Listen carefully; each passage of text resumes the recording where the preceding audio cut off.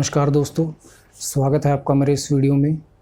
इस वीडियो में हम डिस्कस करेंगे हेल्थ इंश्योरेंस। हमें हेल्थ इंश्योरेंस लेते वक्त क्या क्या सावधानियां रखनी चाहिए, या हमें हेल्थ इंश्योरेंस लेते वक्त कौन कौन से ऐसे सवाल हैं जो पूछने चाहिए। इसी बात को आगे बढ़ाते हुए हम डिस्कस करते हैं सब लिमिट्स। सब लिमिट्स क्या हैं और इनका हमारे हेल्थ इंश्योरेंस पे या हमारे क्लेम पर क्या असर पड़ सकता है। इसको हम एक एग्जांपल से समझने की कोशिश करते हैं। अगर किसी आदमी ने 3 लाख रुपए सम इंश्योर्ड का हेल्थ इंश्योरेंस ले रखा है, तो कंपनी सब लिमिट कैसे लगाएगी? वो कहेगी हम आपको जो रूम रेंट है वो आपके सम इंश्योर्ड का 1% देंगे। मीन्स आपके पास 3 लाख रुपए का हेल्थ इंश्योरेंस है तो आप 3,000 रुपये पर डे के रूम में रुक सकते हैं। आपको यहाँ कोई समस्या नहीं दिखेगी, क्योंकि आपको पता ही नहीं है कि सुपर स्पेशलिटी हॉस्पिटल्स में जो प्रोसीजर है, जो ट्रीटमेंट है, वो कैसे होता है। वहाँ पर जो ट्रीटमेंट है कॉस्ट रूम रेंट से जुड़ी होती है। के लिए भी हम एक एग्जांपल लेते हैं। अगर किसी आदमी की बाईपास सर्जरी होनी है और उसकी वो बाईपास सर्जरी 3,000 वाले रूम में 2 लाख रुपए की होती है, लेकिन अगर वही बाईपास सर्जरी वो उसी हॉस्पिटल में 5,000 वाले रूम में रुक के करवाएगा तो उसकी कॉस्ट 2 लाख से ज़्यादा आएगी। हो सकता है 2,30,000 रुपये हो या 2,50,000 रुपये हो। अब कंपनी कहेगी आप 3,000 रुपये वाले रूम के लिए एलिजिबल थे, वहाँ पर आपकी सर्जरी की कॉस्ट 2 लाख रुपये आनी थी, लेकिन आप 5,000 वाले रूम में रुके और वहाँ पर सर्जरी की कॉस्ट 2.5 लाख रुपये आई। जो रूम रेंट का डिफरेंस है और जो सर्जरी की कॉस्ट का डिफरेंस है वो आपको पे करना पड़ेगा।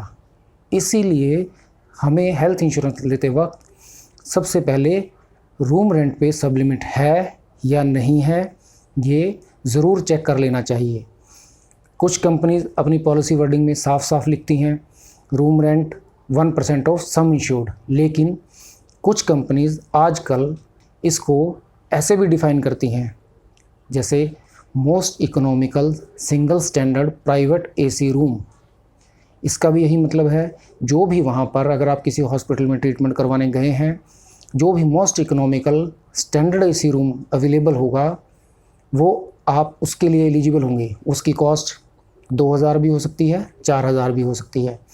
लेकिन अगर वो रूम किसी कारण से खाली नहीं है तो अगर आप नेक्स्ट रूम में अपना ट्रीटमेंट करवाते हैं तो फिर वहीं पर वो आपकी जो पेमेंट है पॉकेट से वो ट्रिगर हो जाएगी। इसी प्रकार कुछ हेल्थ इंश्योरेंस में आईसीयू में भी सब लिमिट हो सकती है। ज़्यादातर जो आईसीयू में सब लिमिट है वो 2% ऑफ सम इंश्योर्ड होता है। मतलब अगर आपका 3 लाख का हेल्थ इंश्योरेंस कवर है तो कंपनी आईसीयू पे पर डे पे आपका 6,000 रुपये एक्सपेंस ही करेगी। इसका भी हमें यही नुकसान रहता है। आपको पता है आईसीयू में आपके हो सकता है किसी को वेंटिलेटर लगा हो, किसी को कुछ एक्स्ट्रा मशीनरी लगी हो, किसी की डायलिसिस हो रही हो, तो आईसीयू की कॉस्ट भी काफ़ी बढ़ सकती है। लेकिन अगर उसमें सब लिमिट होगी तो वहाँ पर भी हमें पैसे पॉकेट से देने पड़ सकते हैं। थर्ड है कंज्यूमेबल्स। अब इसमें एक बहुत बड़ी शिकायत रहती है लोगों को कि हमने जो हेल्थ इंश्योरेंस लिया था उसमें हमारी कवरेज 3 लाख रुपए की थी, लेकिन जब हमारा क्लेम आया तो वो 2 लाख रुपए का था, लेकिन फिर भी कंपनी ने क्लेम पे करते टाइम कुछ पैसे कम पे किए, वो हमें पॉकेट से पे करने पड़े।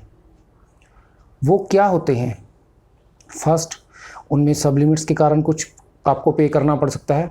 Second, consumables. कंज्यूमेबल्स क्या हैं? जैसे ग्लव्स, कॉटन, बैंडेजेस या कुछ और चीज़ें। इन चीज़ों की भी कंपनी कीमत हेल्थ इंश्योरेंस में पे नहीं करती।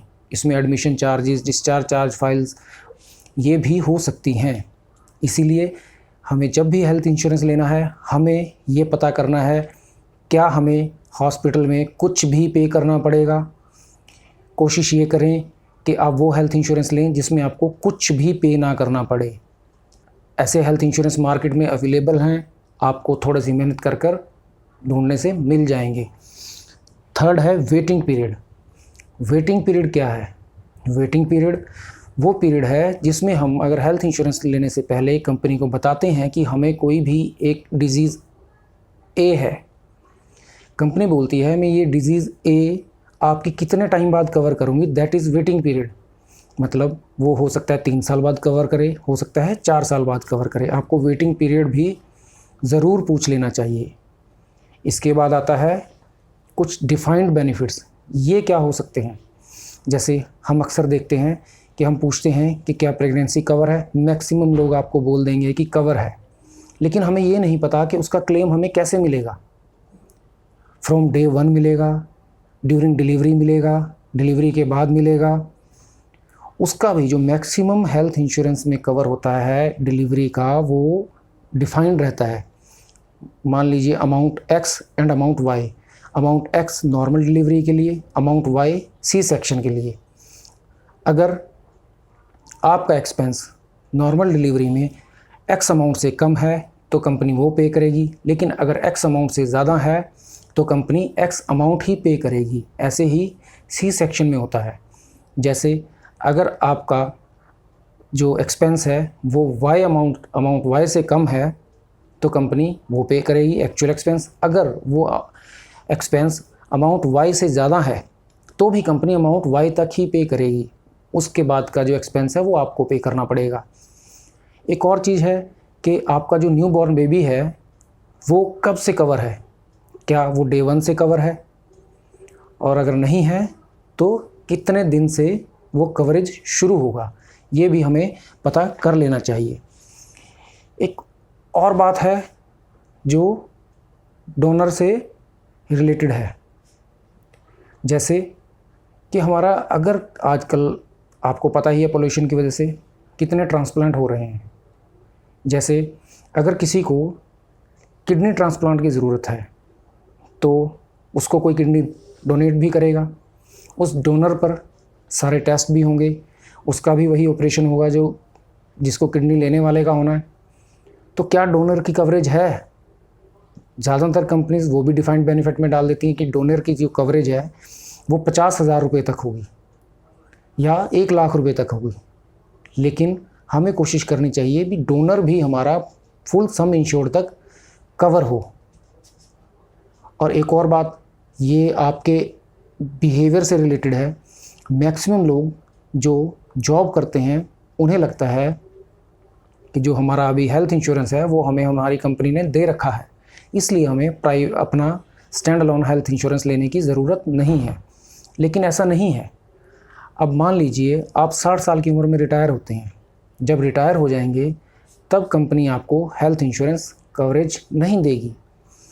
60 साल की उम्र के बाद आपको जिस चीज़ की सबसे ज़्यादा ज़रूरत है वो आपके पास नहीं होगी, और उस टाइम पर आपके लिए नया हेल्थ इंश्योरेंस लेना भी बहुत कॉस्टली होगा। और हो सकता है उसमें कुछ आपकी डिजीज़ एक्सक्लूड कर दी जाएं कि आपको ये इतनी ज़्यादा है, या हो सकता है आपको हेल्थ इंश्योरेंस मिले ही ना।